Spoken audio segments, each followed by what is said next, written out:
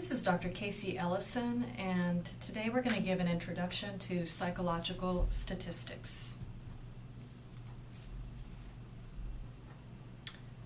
So let's begin by talking about populations and samples. Population is the collection of units, for example, people, plankton, cities, whatever you want to put in there, to which a study's findings will be generalized. In psychology, the broader group of people that a study is about, that would be your population. Most of the time we're working with samples. The sample is a subset of units from the population. So it could be a selected group of units or people that we use to say something about the broader population. Let's go through some specific examples. When you think of psychology majors at my university, Purdue University, would this be a sample or population?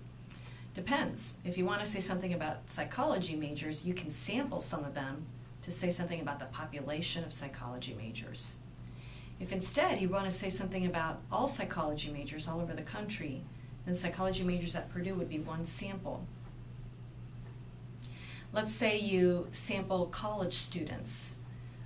Right here, you're probably going to sample college students to say something about college students everywhere. If, on the other hand, you're interested specifically in Purdue University and Purdue students, then Purdue students would be your population, and you could sample one group of them. Descriptive statistics are used to describe current samples and populations. The mean, the standard deviation, as we'll talk about in just a moment. Inferential statistics, T statistics, Z statistics, and so on are used to make probabilistic statements. In psychology, probabilistic sample-based statements about a broader population.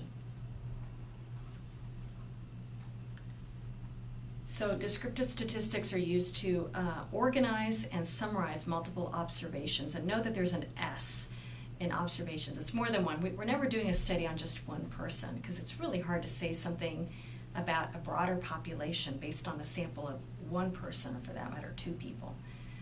So descriptions based on more observations are more trustworthy than descriptions based on fewer observations. Let's say, for example, we're looking at reaction time, or let's say aggressive acts. What we're going to find is we might have reaction time as 0 seconds, and then we could go up with milliseconds.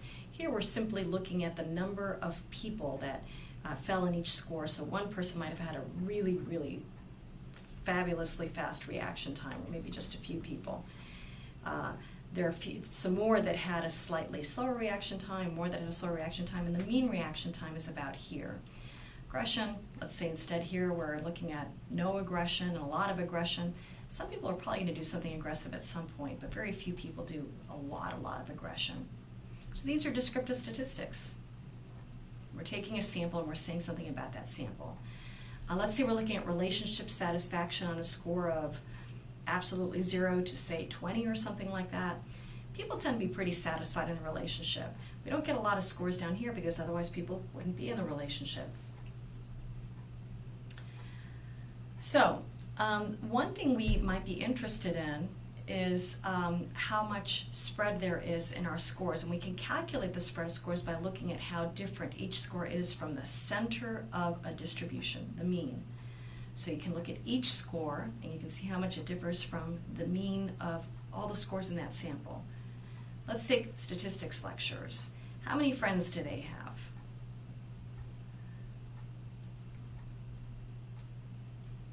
So this graph shows some different lectures. You've got lecture 1, lecture 2, lecture 3, lecture 4, lecture 5. And let's say that number 1 has only one friend, okay? And number 2 has a few more friends. And number 3 and 4 have 3 friends, and number 5 has 4 friends.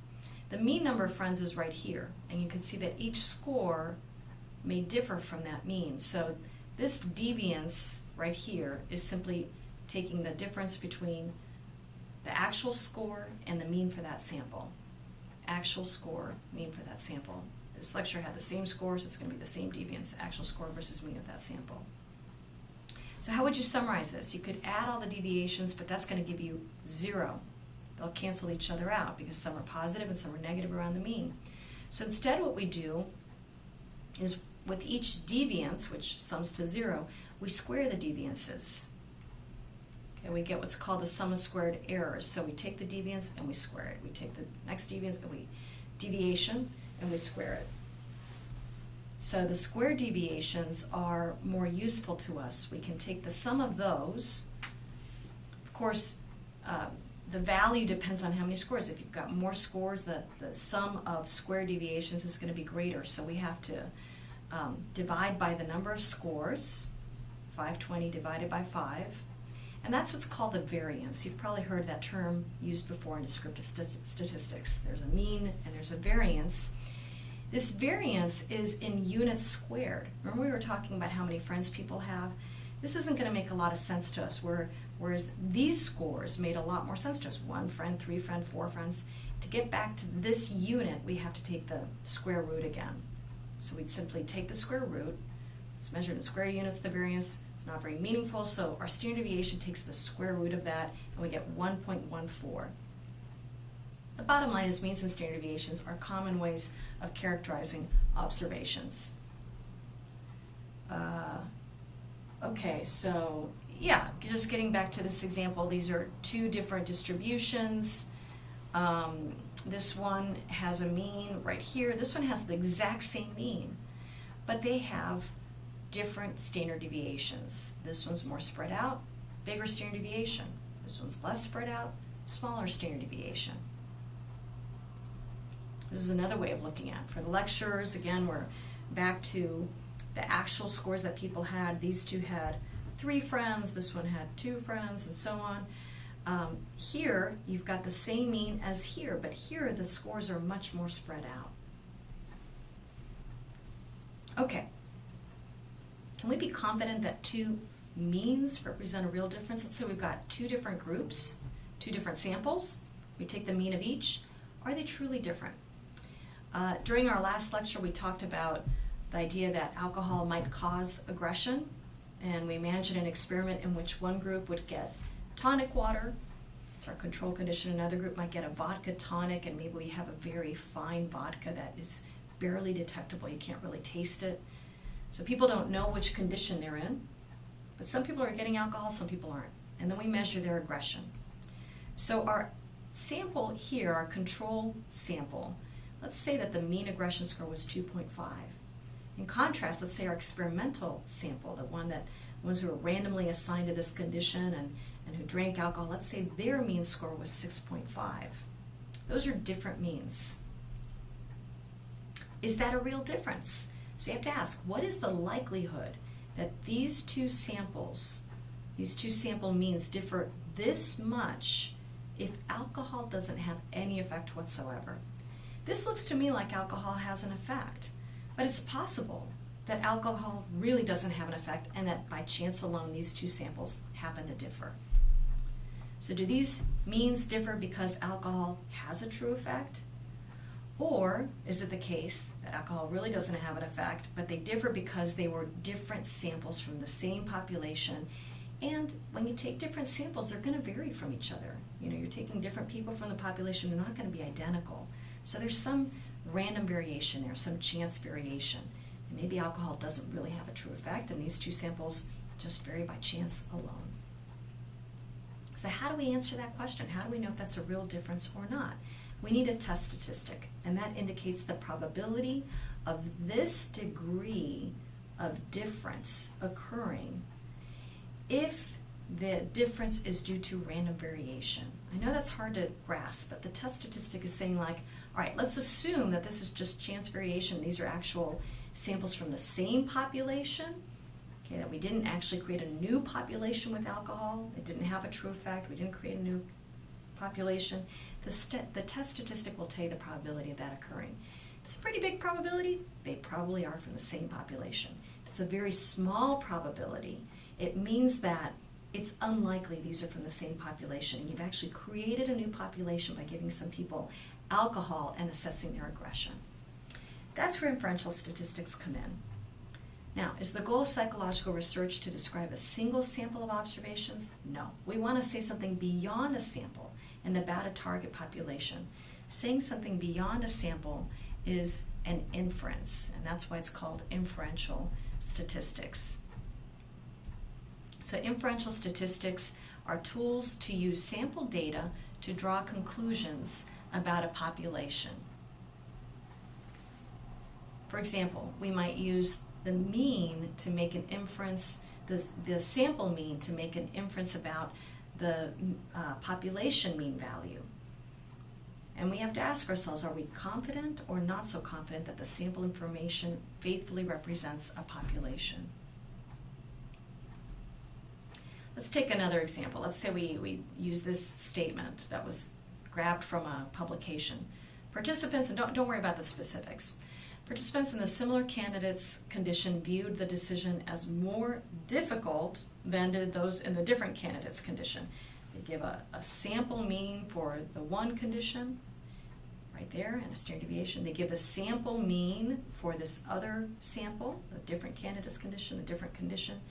And look at this test statistic right here. It's a t-test statistic. It's got a value of 5.29. And the probability associated with this particular test statistic is 0.001. So sample data are used to calculate a test statistic value, and that test statistic is linked to a specific probability value. This probability value indicates the likelihood of the observed effect in the sample, assuming there's no real effect in the population. In other words, let me rephrase this. This probability value indicates the likelihood of seeing this mean in this group and that mean in that group, assuming that these two groups are from the same population. That's a low probability. So I'm going to conclude that these two groups are not from the same population. They're now samples from different populations. So we could look at our a specific Z distribution is right up here. We could look at specific distributions associated with different size samples. So T statistic with 3 observations is going to be this distribution. A T statistic with 20 observations is going to be this distribution. Notice how the number of observations increases. That T distribution becomes much closer to the Z distribution. Okay, so here's the one for 30 observations, and here's the Z distribution. They're almost identical. Now, in our example, we would find the test statistic on the distribution 5.29. Where's 5.29? Okay, 5.29 is way the heck out here. And look at the probability if it had been 2.5. The probability would be this area right here in the graphic. Okay. If it had been a test statistic value right here of 1.0, the probability is all this area right here. But a test statistic of 5.29, that probability is super, super small. The probability is just the area under the curve. That's all it is. Don't get too caught up with probability. Unless you really dig probability, then knock yourself out. You can get caught up in that. But otherwise, all you want to know is the probability of this test statistic occurring. And when it's a value way out here, that probability or area under the curve is really small. So the logic of an independent samples T is that if the observed difference between two group means, like one condition and another condition, that difference is larger than expected under the null hypothesis, larger than expected, if those two are just varying by chance alone, then we conclude that the two samples come from different populations and are representative of their respective populations. If, on the other hand, the two samples come from the same population, but they just happen to differ a lot in these two samples, then, we wouldn't get that probability as low. So let's say we're getting a probability of 0.05, or let's say our standard is 0.05. We have to see two samples that differ more than by a 5% chance, or 1 in 20 chance, to be able to say, you know what, they're from different populations. We may get it wrong. They may actually be from the same population, and they just happen to differ a lot by chance alone.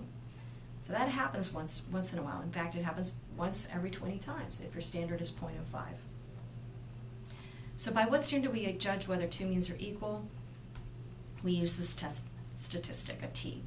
We're looking at the observed difference between two sample means, the expected difference between the population means. Now, if the null hypothesis is true, we would expect 0 difference right here. let's see. Yeah, okay. So if they're from the same population, the two means from the same population would differ 0. Okay, so we would actually ignore this part right here. Now, we would be looking at the observed difference between the two samples, and we want to figure out if they're different enough. And the way we do that is we take into account how much samples tend to differ from each other in a population. When you're just taking one sample and then another sample, all from the same population, how much difference is there going to be among them? And is this difference bigger than that? Or is it about the same as that? So the standard error right here provides a gauge of the expected difference in means when they're from the same population. In contrast, if we've had this phenomenally successful manipulation and we've created a true effect, we've actually created a new population. And so we'd expect this difference to be pretty big when gauged against the expected difference in means from the same population. All right, let's just skip this slide for now. Okay, having group means differ by a lot will cause a large test statistic. Having samples that wouldn't differ that much by chance alone from the same population would also cause a large test statistic. So what makes for a large test statistic? Well, again, you can have a really big effect, or it could be that the differences don't differ that much by chance alone. Okay, that's all we're going to talk about today. Thank you very much.